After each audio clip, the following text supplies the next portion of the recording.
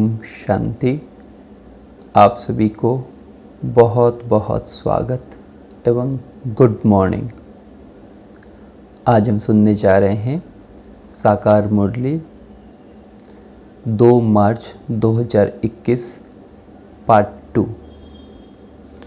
तो आज स्वयं परमपिता परमात्मा शिव हमें ज्ञान की अति गुह्य बातें सुनाने जा रहे हैं। तो त्रिमूर्ति शिव भगवान उवाच, इस समय सब पतित तमो प्रधान है, इसीलिए सब पुकारते हैं, हे पतितों को पावन बनाने वाले आओ। तो बाबा यहाँ बता रहे हैं कि इस समय सब पतित तमो प्रधान है। हो सके आप सभी में प्रश्न आ सकता है कि सब कैसे हो सकते हैं, कुछ तो महान आत्मा भी हैं और हम अपने आप को भी देखें तो इतने पतित अपने को नहीं लगते हैं। ठीक है, तो अब यहाँ पे समझना है पतित का अर्थ क्या है। पतित का अर्थ हुआ 5 विकारों के वशीभूत, काम, क्रोध, लोभ, मोह, अहंकार। दुनिया में कोई व्यक्ति ऐसा बोल सकता है कि मेरे अंदर 5 विकारों का अंश मात्र नहीं है, राइट। काम वासना कम हो सकती है तो क्रोध थोड़ा सा ज़्यादा होगा, लोभ होगा, लाइक दैट। तो कहने का मतलब जो भी मनुष्य 5 विकारों के वशीभूत है, भगवान के हिसाब से वो पतित एंड तमोप्रधान है। और उसका कारण भी क्या है? उसका कारण है कि सब पुकारते हैं, हे पतित पावन आओ। देखिए, जैसे हम बीमार होते हैं तो हम डॉक्टर को याद करते हैं, जाते हैं उनके पास, ट्रीटमेंट होते हैं। वैसे ही पतित बने हैं, बल्कि पतित पावन को पुकारते हैं, हे पतित पावन आओ, हमारा ट्रीटमेंट करो, हमको पावन बनाओ। तो ये प्रूव्ड है कि हम रियली में पतित बने हैं। और जब तक हम अपने आप को पतित नहीं सोचेंगे तब तक हम अपना ट्रीटमेंट भी कैसे कराएं। रोगी जब तक अपने आप को रोगी नहीं सोचेगा वो ट्रीटमेंट के लिए कभी नहीं जाएगा। वैसे ही पहले हमें एक्सेप्ट करना चाहिए, यस मैं 5 विकार के वशीभूत हूँ, मुझे पावन होने की ज़रूरत है, मुझे परमात्मा से कनेक्ट होने की ज़रूरत है जी। फिर बाबा बताते हैं, हे बाबा हम भक्तों की झोली भर दो। भक्त भगवान से धन मांगते हैं, तुम बच्चे क्या मांगते हो? तुम कहते हो बाबा हमको स्वर्ग का मालिक बनाओ। तो भक्त क्या बताते हैं कि हे बाबा हम भक्तों की झोली भर दो। और भक्त भगवान से धन मांगते हैं। मेजॉरिटी केसेस में क्या होता है, सब धन की मांग ज़्यादा होती है, राइट। और वही बोलते हैं हमारी झोली भर दो। लेकिन हम बच्चे, जैसे कल हमने डिफ्रेंशिएट किए थे, भक्त और बच्चों में क्या डिफरेंस है, राइट। तो बाबा बोलते हैं ये भक्तों की पुकार रहती है कि पैसा मिल जाए, बच्चा मिल जाए, घर बन जाए, राइट, शरीर स्वस्थ हो जाए, ये डिमांड रहती है। हमारी डिमांड क्या है बाबा से? हम क्या कहते हैं? बाबा कहते हैं तुम कहते हो बाबा हमको स्वर्ग का मालिक बनाओ। क्योंकि देखिए, हम भगवान के ज्ञान सुनने से हमें क्लैरिटी हो चुकी है कि अब ये दुनिया थोड़ी दिन की है, अब इसके बाद में नई दुनिया आने वाली है, जिसको स्वर्ग अर्थात सत्युग और त्रेतायुग, जो 2500 साल तक चलने वाला है, जिस दुनिया में सब कोई ever healthy, ever wealthy, ever happy रहते हैं। तो ये बहुत बड़ा भाग्य जो भगवान हमको दे रहे हैं। तो हमारी अभी एम ऑब्जेक्ट क्लियर हो रही है कि यस हमको मनुष्य से देवता अर्थात नर से नारायण बनना है। क्योंकि हम वो यूनिवर्सिटी में पढ़ाई पढ़ रहे हैं जिनका एम ऑब्जेक्ट मुक्ति है पहले, और फिर जीवन मुक्ति अर्थात शरीर होते हुए भी मुक्ति का अनुभव, जो कि सत्युग और त्रेतायुग में। तो ये हमारे अंदर अभी बाबा ने क्लैरिटी कर दी है। इसीलिए हमारा एम ऑब्जेक्ट क्या है? उस स्वर्ग अर्थात लक्ष्मी नारायण की दुनिया सत्युग की दुनिया का मालिक बनना। फिर बाबा उस दुनिया के बारे में बताते हैं, कैसी वो दुनिया होगी। सुनते हैं। वहाँ तो अथाह धन होता है, हीरे जवाहरात के महल होते हैं। अभी तुम जानते हो हम भगवान द्वारा राजाई का वर्षा पा रहे हैं, यह सच्ची गीता है। बाबा बताते हैं सतयुग में अथाह धन होगा, अनलिमिटेड धन। अब सोचिए, अभी 750 करोड़ मनुष्यों के पास कुछ न कुछ धन है, सोना हीरा कुछ थोड़ा तो बहुत है। और जब पॉपुलेशन, वही पॉपुलेशन 9 लाख में कन्वर्ट हो जाएगी तो कितना धन होगा।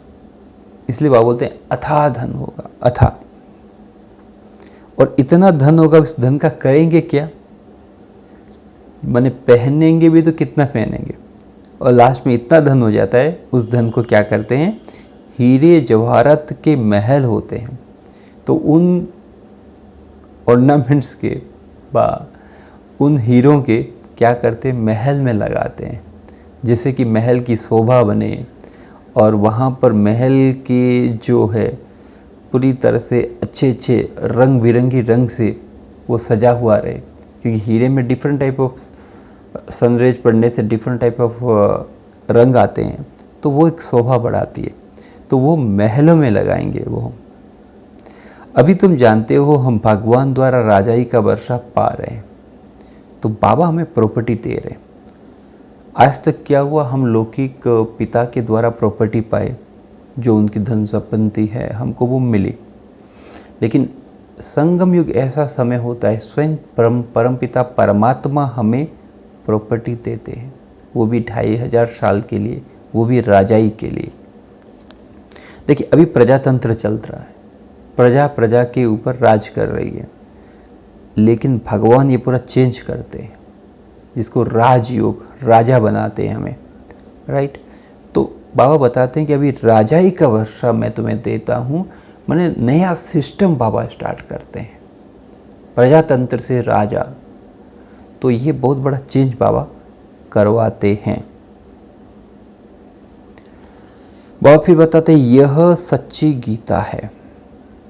बाबा बताते हैं कि मैंने जो कल्प पहले तुम्हें जो गीता सुनाई थी वो अभी सुना रहा हूँ। जैसे गीता में भी देखिए बताया गया है, तो मैं तुम्हें राजाओं का राजा बनाता हूँ। तो बाबा यही बताते हैं कि ये है सच्ची गीता। तो बाबा बताते हैं कि पहले शिव जयंती, फिर गीता जयंती, फिर कृष्ण जयंती। अर्थात जब भगवान इस धरा पर आते हैं तो शिव जयंती, फिर आने के बाद में गीता जयंती, अर्थात गीता का ज्ञान देते हैं। और उस गीता से श्री कृष्ण का जन्म होता है, क्योंकि सतयुग में श्री कृष्ण जी आएंगे, राइट। तो इस गीता ज्ञान से माने श्री कृष्ण की आत्माएं अभी वो गीता सुन सुन के कृष्ण जैसी बन जाती है, राइट। इसलिए बोला जाता है नर से नारायण, राइट। तो बाबा बोलते हैं ये है सच्ची गीता। फिर बाबा बताते हैं भगवान तो इस समय नर से नारायण बनाने के लिए राजयोग सिखाते हैं। राजा के साथ प्रजा भी जरूर होगी। भगवान इस समय नर से नारायण बनाने के लिए राजयोग सिखाते हैं। तो भगवान की जो महिमा है वो इस समय अभी पता चलती है। हमने आगे बहुत बार सुना था नर से नारायण बनाते हैं, लेकिन अर्थ क्या समझ में नहीं आ रहा था।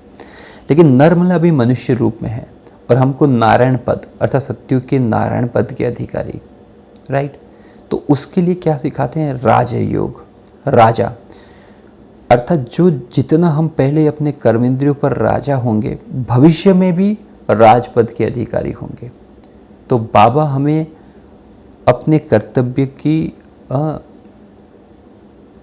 क्या महान कर्तव्य करते हैं, क्या परिवर्तन लाते हैं, वो हमें डिटेल में बता रहे हैं।